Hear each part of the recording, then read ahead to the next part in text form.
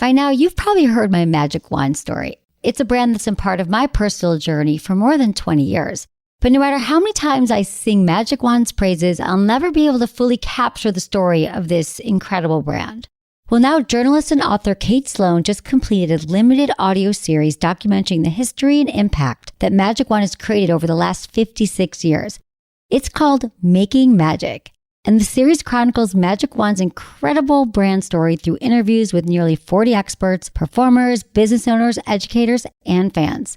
So I got a sneak preview of the series, and what I loved is that Kate weaves together snippets from all their interviews into this amazing story arc. She covers Magic Wand's journey from appliance store massager to its legendary influence on culture and sexual independence, and it's all just fascinating. The first episodes of Making Magic are available now at makingmagicseries.com or on all popular podcast platforms. Just search for Making Magic or visit makingmagicseries.com today. So often when we cheat, what we crave is a different version of ourselves, even more than we crave the other person. Meaning, it's not necessarily about the person that we're having the affair with. It's about how this person made us feel. You're listening to Sex with Emily. I'm Dr. Emily, and I'm here to help you prioritize your pleasure and liberate the conversation around sex. Here's something wild. Ready? Nearly half of people in monogamous relationships report they've had affairs, according to recent research. Half! And that's just the people who admitted it to a survey. And we can all agree that cheating on feels awful, as in the literal worst. So why is this common? Well, in this episode, we're talking trust and infidelity as we break down the reasons why people cheat, what to do if an affair has happened, and deciding whether to rebuild or break up and move on. Plus, I take your questions on trust and infidelity and treatments for infidelity, like how to restore your confidence after an affair, what to do if you suspect or just caught your partner cheating, and how to come back from online infidelity. All right, intentions with Emily. For each episode, I want to start off by setting an intention for the show, and I encourage you all to do the same. So when you're listening, what do you want to get out of this episode?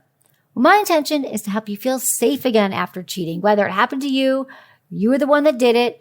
Infidelity is complex, but by the end of this show, I hope you feel like healing is possible and you can move forward in a healthier direction. Please rate and review Sex with Emily wherever you listen to the show. My new article, Ask Emily, How Do I Tell My Partner I Don't Like Something, is up at sexwithemily.com. Also, check out my YouTube channel for more sex tips and advice. If you want to ask me a question, leave me your questions or message me at sexwithemily.com/assemily. You can also call my hotline, 559-TALK-SEX, or 559-825-5739. Always include your name, your age, where you live, and how you listen to the show. Oh, and you can totally change your name and remain anonymous. I'm cool with that. All right, everyone, enjoy this episode.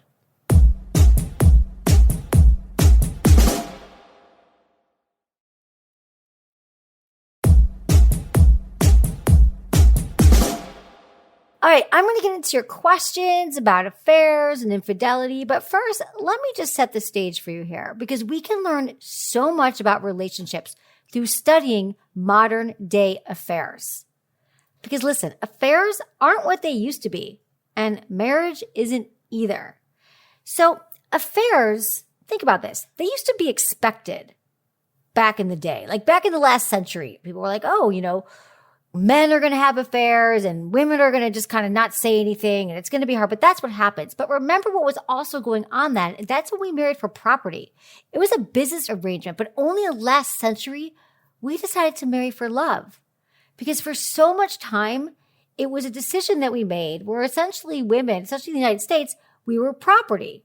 But now, modern couples especially, marriage is no longer about your economics. It's no longer about what everyone's bringing to the table financially. My parents aren't involved. Your parents probably aren't involved, but your parents might not be involved in your arrangement. But now marriage is a free choice. Like we all have free choice and two individuals, and we are deciding that we want to be together, and it's not based on money at all. It's based on love and affection and romance. And hopefully, you're having hot sex too. But the challenge of affairs comes in when we still want everything that the traditional family was supposed to provide. Okay. And a lot of this work, Esther Perel has done so much great work on this. She has a wonderful book called The State of Affairs. And she really turned this thinking on its head about affairs. So we still want property and children and security, but we also want our partner to be our best friend and to be our therapist and our confidant and to desire us and be interested in us and interesting all the time. And to quote Esther Perel, and this is one of her main tenets of her work, both in Mating in Captivity and The State of Affairs, is that here's the conundrum we find ourselves in. We should be best friends, trusted confidants, and passionate lovers to boot. Okay? So how does one person do all of that? You're setting your partner up for failure. We're setting ourselves up for failure to really expect that one person is going to be our everything. So you can see a lot around marriage has changed over the past 100 years, or marriage or commitment, right? So it's not easy to stay in a committed relationship when we all have so many needs. And now we're told by society that we have to be in a monogamous relationship and this partner has to fill all of them. And that's challenging. How is that going to work? It doesn't work. And that's why we see so much infidelity today. We see like in almost half of relationships, there's some kind of affair. And it's not just a violation of trust, although that is what's really hard for a lot of us.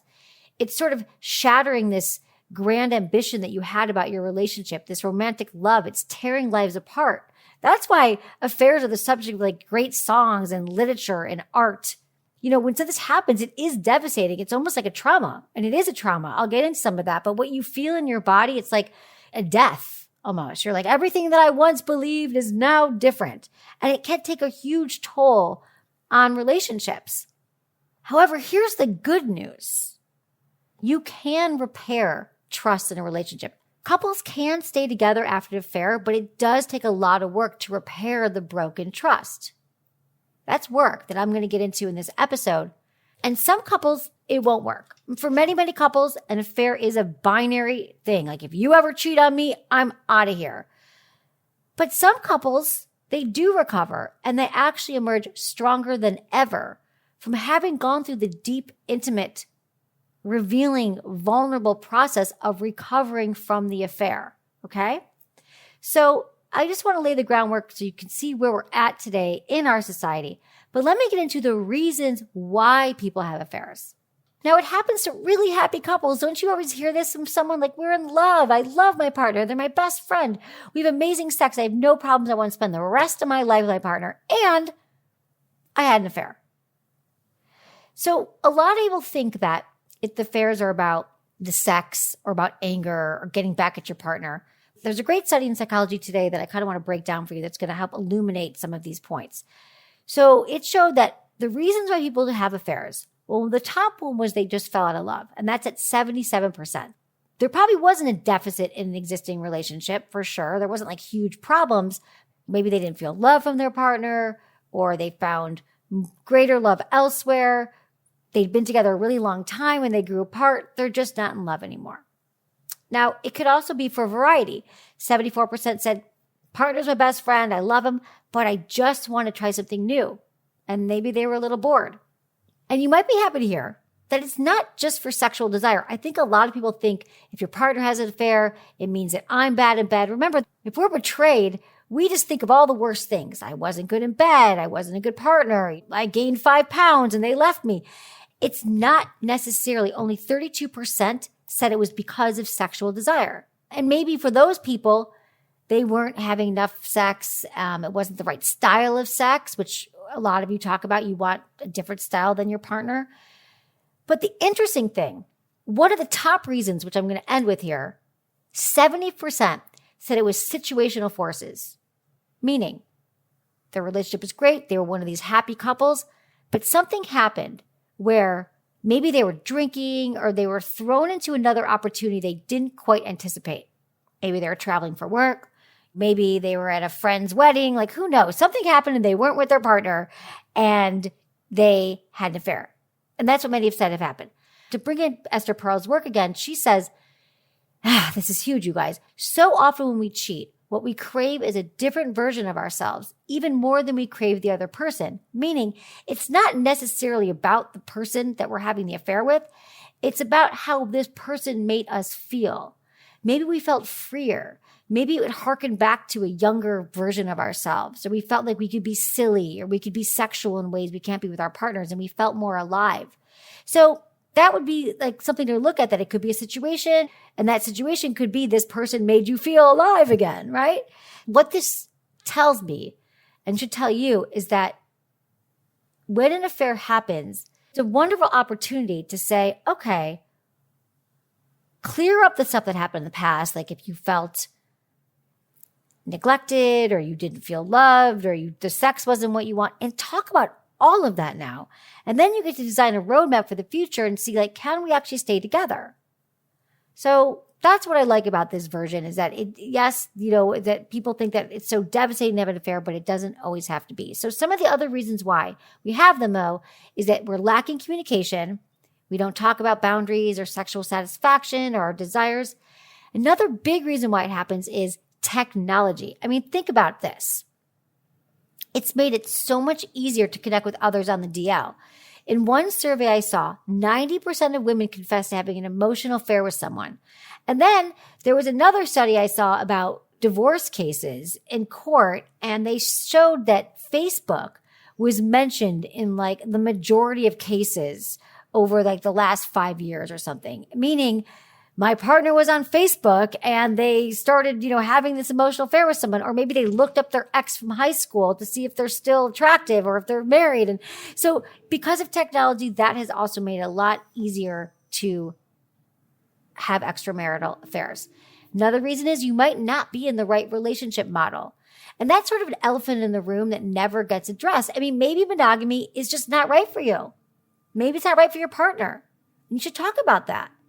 I also think it's important to note, finally, that a part of this is cultural. So in America, we place a super high value on honesty. We say, like, I'm an honest person, I do honest things, tell the truth. Although in other cultures, someone's honor is of super high value. So not honesty, but their honor. So cheating and not telling someone, get this, not telling them in order to spare their honor is way more common and accepted. So it's just looking at it through different cultural lenses. So now we know why affairs might happen, but what do we do if it happened? Well, here's a few pointers. You both have to agree that you'd like to work on the relationship. That's pretty easy, right? Clear that. Like, do you both genuinely want to work on the relationship? And I don't mean like the betrayed forgives the betrayer and says, that's cool, I'm okay with it, let's move on with our life. Working on the relationship takes time and effort and therapy and deep diving into all the issues and all the places you want to go. You both have to agree you want to work on the relationship. And essentially, you need to acknowledge that the relationship is over. You're never going back to the relationship as it was. That relationship as you knew it is over because it's a clear break. However, you get to build a new relationship now. So you're starting a new one, the last one's over. And that might feel really good to say, okay, we're both going to work on it. We don't even want to go back to how it was because you know what?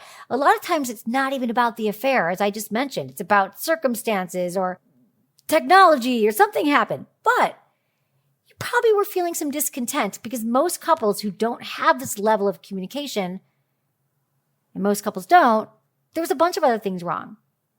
So whether it's individual counseling or couples counseling, you are likely in a state of shock and therapy will be critical because it is not an easy thing to heal from. But you both have to agree, not only agree that you want to work on it, focus on the symptoms that may have caused the affair, okay? Versus focusing solely on the affair itself. Like, tell me more about the affair. How many texts were you sending a day? Like, I can't believe you did that. You can be in that phase for a while, like, tell me everything and it's horrible and blah, blah, blah. But you can't stay there very long. You got to realize, like, there's other things going on. It takes two to tango. I am not saying it's your fault that your partner had an affair, but you are both in a relationship and you're both are deciding that you want to make it work. So what I'm saying here is do not justify the decision to cheat by pointing to issues in the relationship as excuses because there will always be issues in the relationship. Always. Every relationship has issues. You have issues with yourself. You might have issues with your roommate. You have issues with your parents. They have issues. But if you're willing to do the work and get real with your partner on what hasn't been working without playing the blame game, like you did that and I did that, it's a good sign your relationship can be repaired. Okay, here's the other thing. There has to be remorse. There has to be honesty about why it happened. You have to let your partner know that they're not going to be in contact with that person anymore. And there has to be lots of mutual care moving forward. If your partner's like, nah, no remorse. I did it. Get over it. Let's move on. What's for dinner? That's not going to work. Partner has to feel deeply sorry. If you're the betrayer, remorse, how does it make you feel? How do you see how it made your partner feel, right? So all this stuff has to be present. Be selective about who you tell. Sometimes society can be really damning about it, and you tell all your friends and they come back and I can't believe you did that. And so I think it's great to talk to maybe one friend or a trusted mentor, a therapist, but you don't need to tell everybody that it happened. One more thing to remember, if an affair has happened, rebuilding trust takes a lot of time. So you're going to be working on this for a while, but I want you to know that you're not going to always be talking about the affair. So I think the betrayer is thinking oh my God, I don't want to keep reliving it. I said I was sorry. It was one night at a bar. I was traveling. Get over it. When I say work, you're not going to be recounting the affair. You're going to be doing the work that probably needed to happen in your relationship anyway. Okay. Next point. Should you break up or work it out? I think that's the question that you always happens. Should we stay or should we go? So there's some things to think about. All of the above, what to do when it happens. You need to know, can we work on it? But also, do you have kids together? And how old are you? Cheating in your 20s is very different than cheating in your 60s. So it might play out very differently. In your 20s, you might be, is this your person forever? I think you wait till your 30s to get married personally. But I think that what do you both want in the relationship? Sometimes the cheating can hurt, but maybe in your 20s, it's easier to move on than in your 50s. This is your life partner and you've been together a while and it just might be different. You might have more communication skills to kind of work it out. So the other thing to think about breaking up or working it out, outside this event, pretend the affair never happened, which was terrible. Do you ultimately still love each other? Do you still love each other and do you want to make it work? Affairs can be an opportunity to deepen your intimacy. You can go deeper in your connections. You might feel more emotionally connected, sexually connected with one another. And weirdly, a lot of people report having the hottest sex ever with their primary partner after an affair. We're going to take a quick break, but stick around. When we return, I'll be answering your email questions.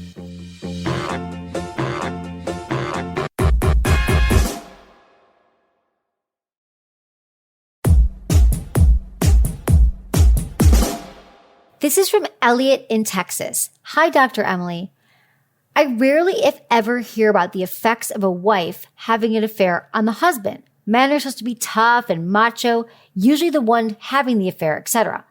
Men won't admit the emotional damage. It's devastating. It has made sex confusing, unfilling, and muddled. How do I get back to a healthy mindset?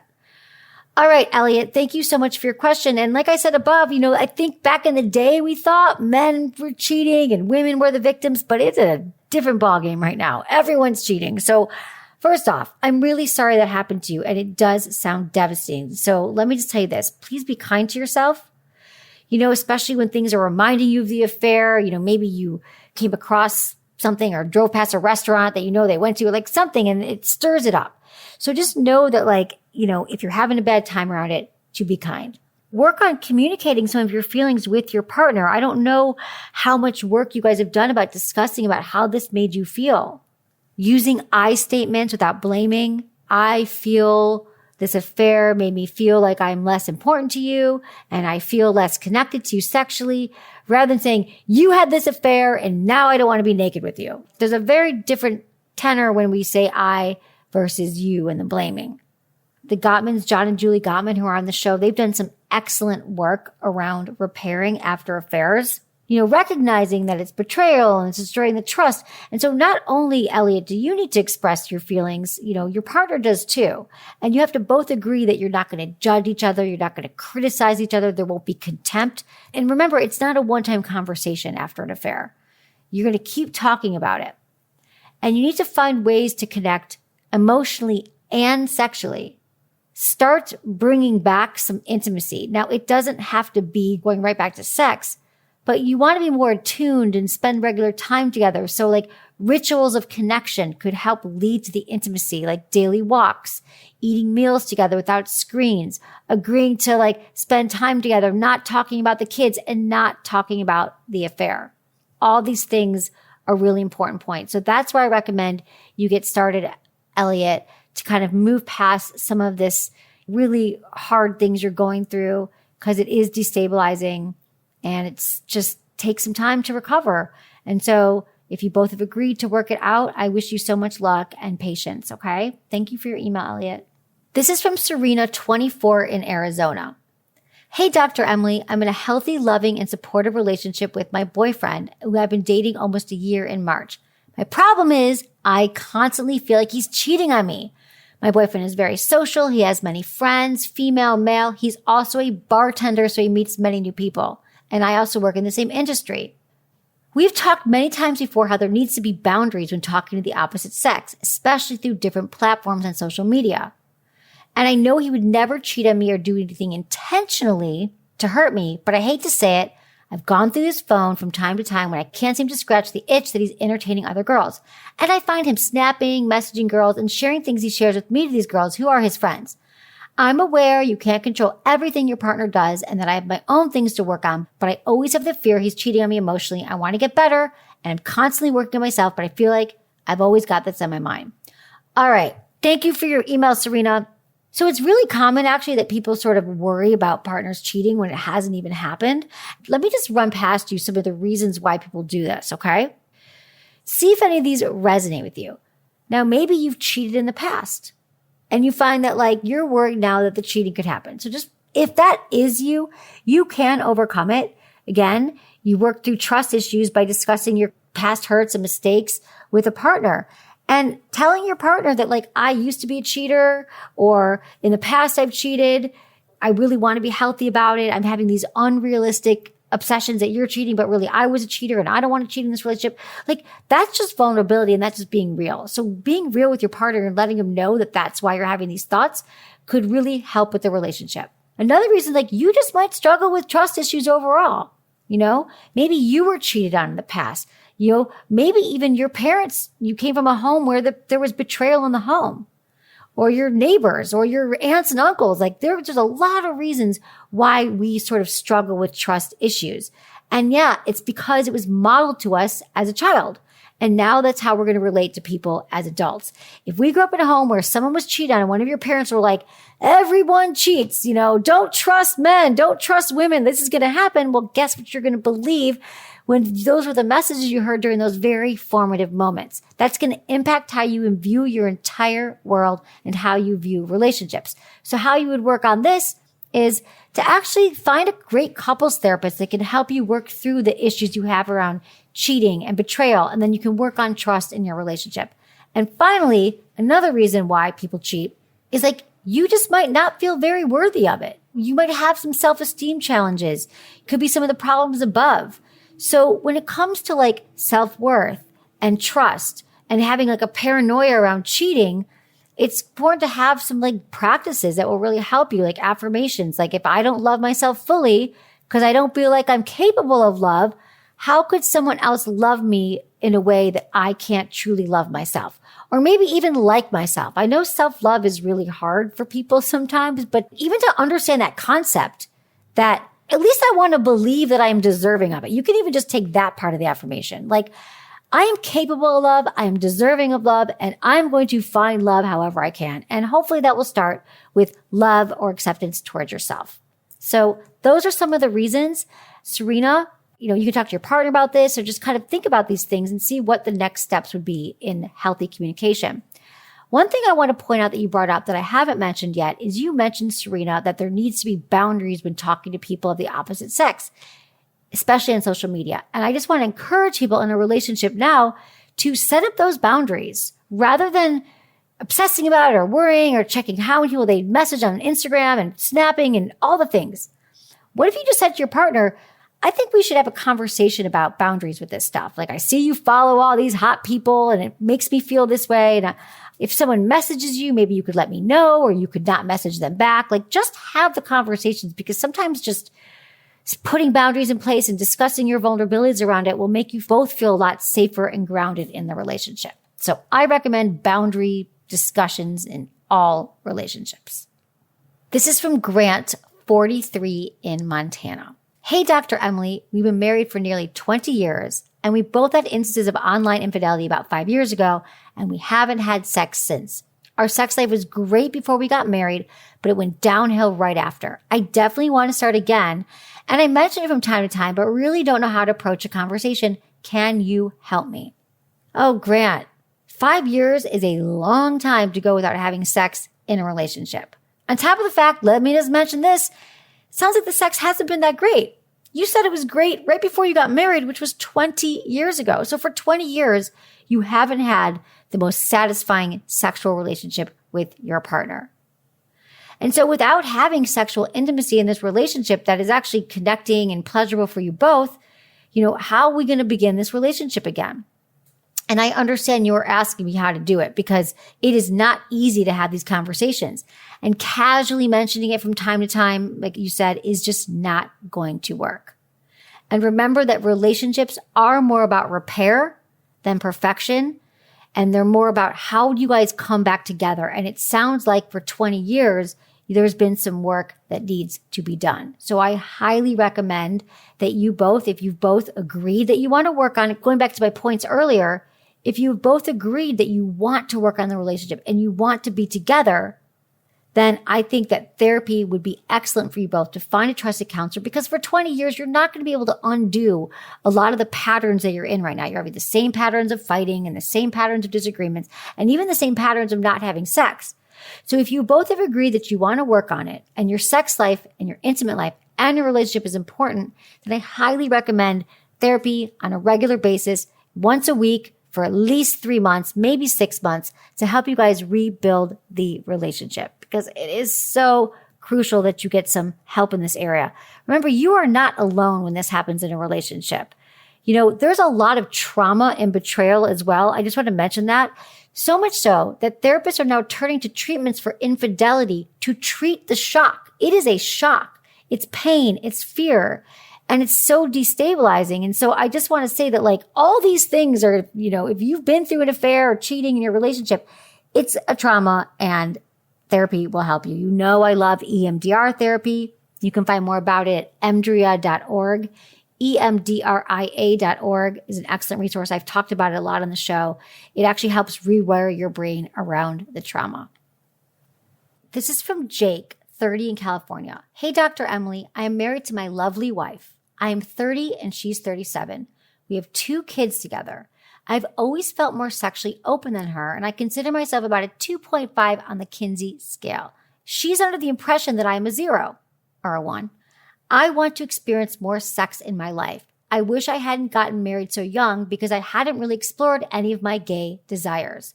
My wife still gets porn, think guys are gay if they want a prostate massage, and now she has a low sex drive. I've been chatting with guys online and even went to a bathhouse just to feel that nervous, excited sexual energy again. I even masturbated with another male in the room together. It was so hot to be with someone. Am I totally out of luck? I love my wife and my kids, but I feel like my sex life is doomed. She doesn't ever want to mix it up. It's to the point where I fantasize she is someone else when I'm having sex with her from behind. Any advice would be greatly appreciated. I love your show. I want to try and get my wife to listen to it, but I don't know how to even go about that without her being weird. She won't talk about sex with me. She always rolls her eyes and gets upset. I've tried setting time to talk, telling her this is important, but the problem is she never talks to me about what she wants. Ugh, please help. I'm worried that I have to find happiness by cheating on her, and I don't want it to come to that. All right. Thank you so much, Jake, for your vulnerability and your honesty in this email. This sounds like you're going through a lot, and my heart goes out to you. This is not easy to deal with in any relationship. And there's just a lot of unresolved issues here and miscommunication or lack of communication in your relationship. You feel so sexually unfulfilled that you want to go out and cheat. I understand what you're saying here about your partner not wanting to talk to you about it. And you have 2 kids, she's busy and you're busy. But I just want to reinforce this for you and for everyone that it is crucial. It's just important as getting your health checked, going to the dentist, getting your car checked. It is so crucial that you learn to practice healthy communication and you talk about the state of your relationship and your sex life, your vulnerabilities often. It's not a one-time thing. None of this is. It's like once we get over the awkward part of well, I don't know how to say this and I don't know, my partner won't do it. I mean, I think this is grounds for like really serious. Like if your partner says, I will not talk to you about our sex life. I will not talk to you about our relationship. I will not go to therapy. Essentially, they're saying this relationship is not important to me. I'm going to draw a line in the sand here.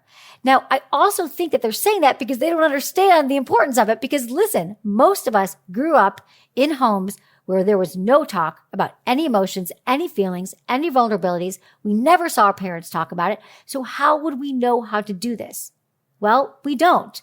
And that's why I have the show. And that's why a lot of you email me and we talk about this stuff because it is hard. This is challenging. It is so hard to not only find a partner who wants to talk about it, but once you find that partner, how do we have these conversations without being so judgmental and hurt, using contempt and being angry? That's a practice too, to learn how to like non-violently communicate with our partners. So let me just say that I understand where you're at, Jake, isn't easy. But first, we got to get her to listen. So maybe something you could say to her is, I don't know how you've tried it in the past. I have a great guide on my website at sexwithemily.com. It is our 3 T's of communication. And it is an excellent guide to get you started because maybe you were trying to have the conversations at a time that wasn't quite right. Like maybe it was after she came home from work and she was exhausted, or maybe it was, you were frustrated about something and you just lobbed it on and we never have sex, or we never talk about things. So the time that you do it by timing, tone, and turf formula is you got to pick the right time. You got to use the right tone. It can't be defensive and demanding and judgmental. It has to be like, hey, I know I've said this to you before, but I really am feeling now this strain in our relationship. I love you. You're my life partner. I really think we need to find time.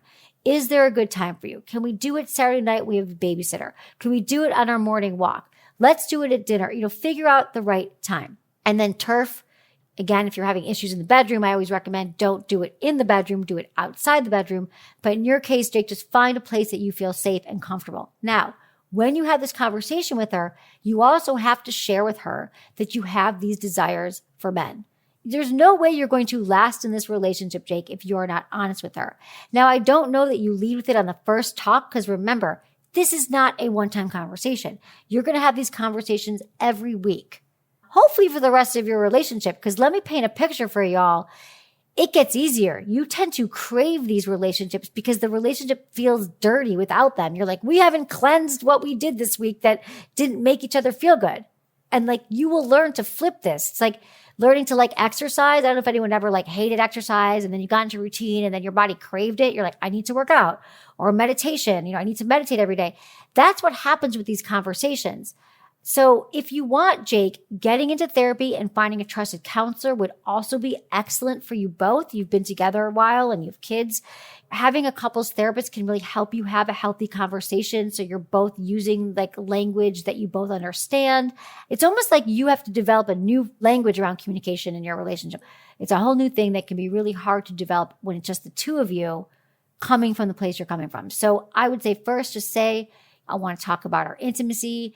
Let's talk about the state of our relationship. Is there anything that you've been wanting? You could talk about your desire for, more sex and how you want sex. But just know this is going to take some time, Jake. It's not just you staying or going. It's not you being gay or straight. It's about if you want to stay with your partner, and it sounds like you do, and also you want to still explore any of your bisexual tendencies or gay tendencies, I think that also exists. It's really hard to just say, I'm not going to pay attention to that. Also, it would be important for her to know. Now, again, you might want to talk to a therapist first and figure this out on your own. And it sounds like you believe that your wife has some judgments around, like gay culture or you being a zero. So again, the relationship now is based on some secrecy. And secrecy is really toxic. Secrecy is different than privacy. Privacy is like, no, I just don't feel like sharing this conversation I had with my friend or my therapist with my partner. That's okay. That's privacy. But secrecy is something that we spend a lot of time trying to cover up. We're constantly trying to like cover up the secret and tell lies, have people lie for us or lie on our own. That's when it becomes a problem. And remember, we're only as sick as our secrets. And if we have a lot of secrets, we feel sick in our relationship and out of our relationship. So however you do this, Jake, I'm really sending you so much love, Jake. And at 30 years old, you deserve to have the kind of sex life and relationship that you want, and so does your wife. So here's to some healthy conversations together. Thanks for your email.